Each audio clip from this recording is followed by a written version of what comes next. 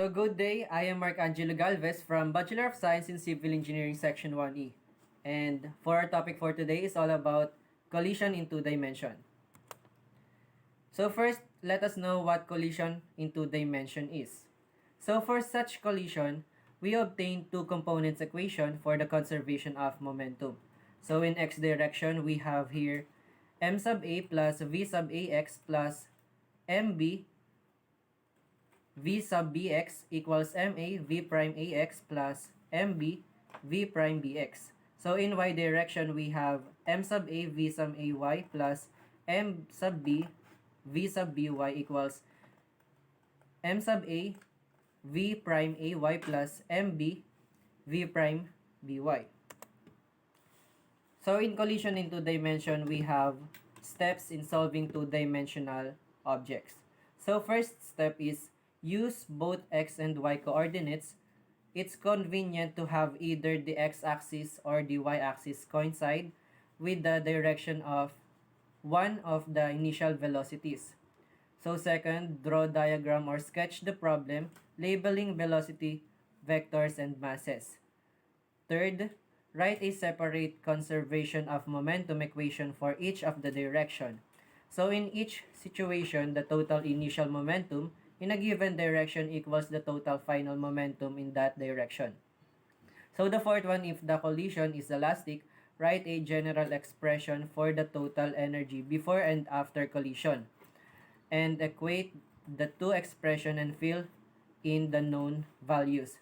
So skip this step if the collision is not perfectly elastic. So the last one, solve the equation simultaneously.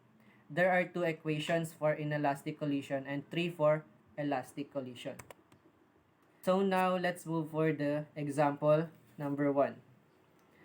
In example number 1, vehicle A with a mass of 1,500 kg traveling east with a speed of 25.0 meter per second collide at an intersection with vehicle B with a mass of 2,500 kg traveling north with the speed of 20.0 meter per second.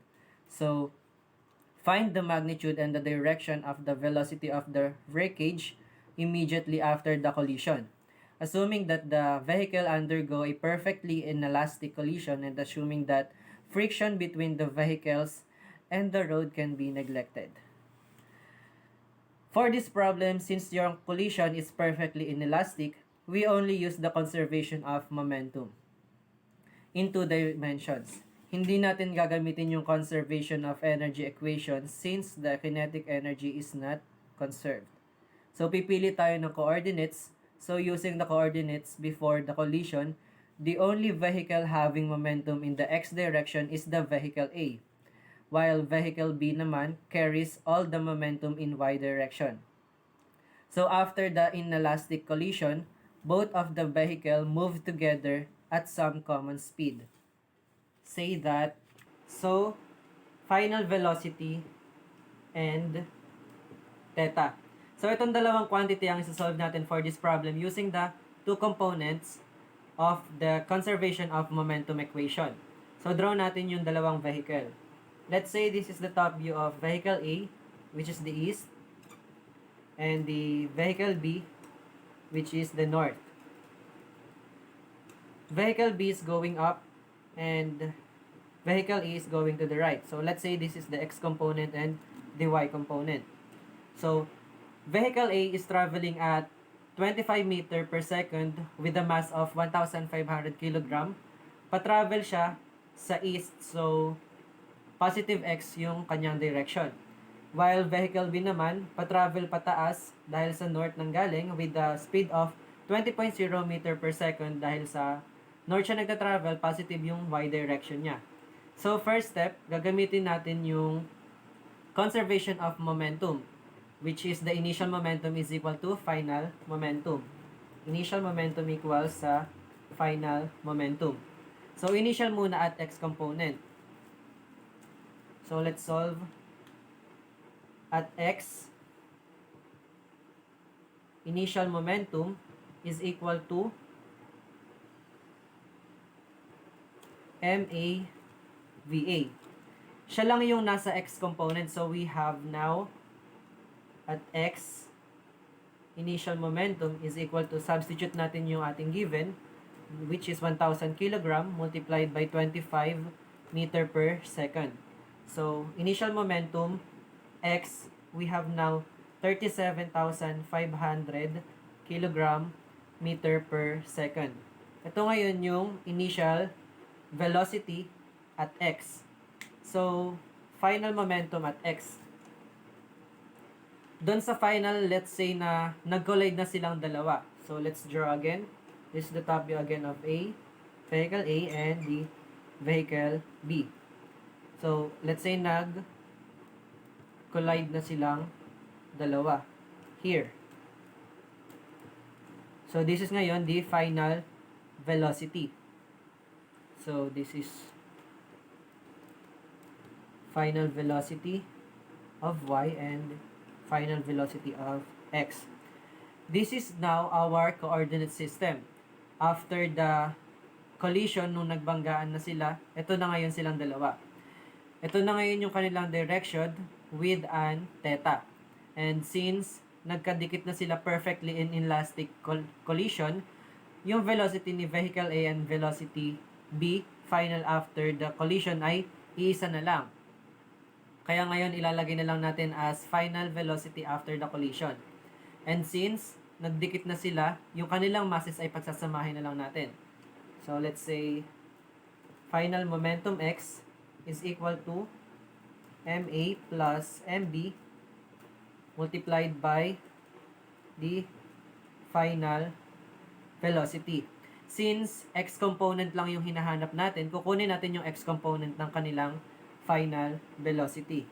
So, gawin natin, expand lang natin yung equation. So, we have here, final momentum x equals MA plus MB, final velocity of cosine theta. So, this is our equation for the final momentum at x component. So, ngayon, gawin natin, substitute lang natin. So, final velocity of x equals the given value, 1,500 kilogram plus 2,500 kilogram multiplied by final velocity cosine theta. Now, do the math. We have now final momentum x is equal to 4,000 kilogram final velocity cosine theta. So, for the x component, or for the y component, we have here initial momentum of y equals mb vb initial. So, copy again. Substitute natin yung given, 2,500 kilogram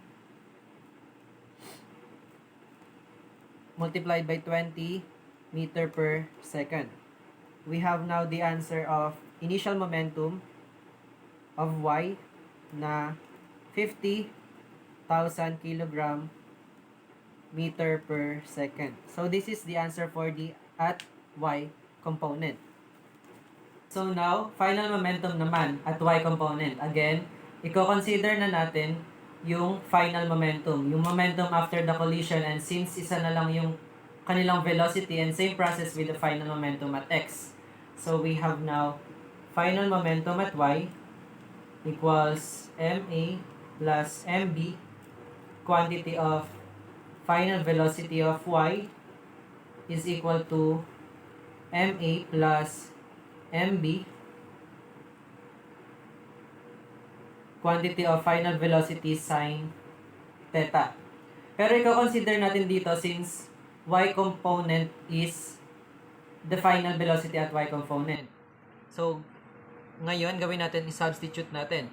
So, final velocity at y equals 4,000 kilogram multiplied by final velocity sine theta.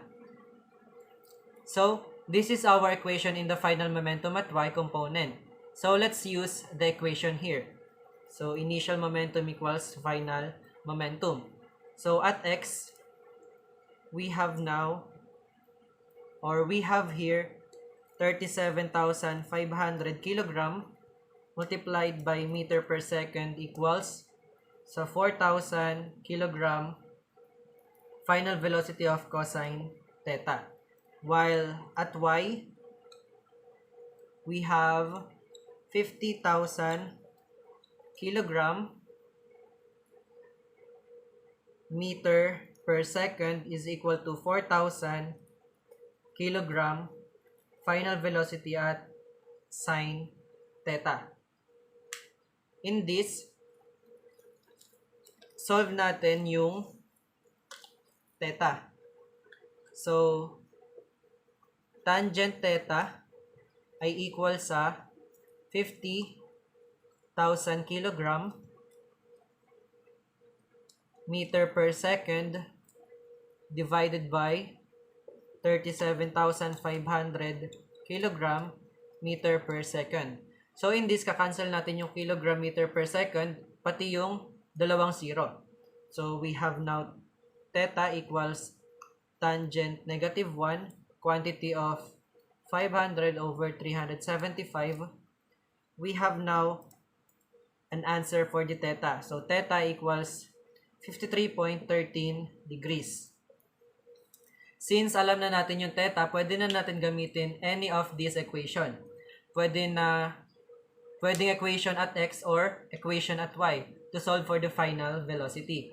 Say, yung gagamitin na lang natin is equation na na-derive natin or yung at equation of y.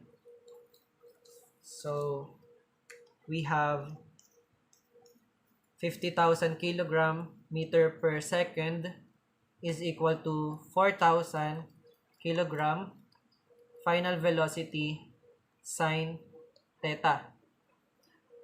Solving for the final velocity, we divide it both side by 4,000 kilogram sine theta para makancel. So, divide natin.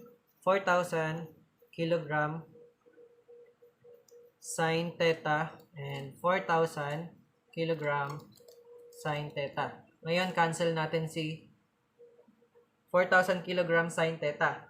We have now final velocity of 50,000 kilogram meter per second all over 4,000 kilogram sine 53.13 degrees.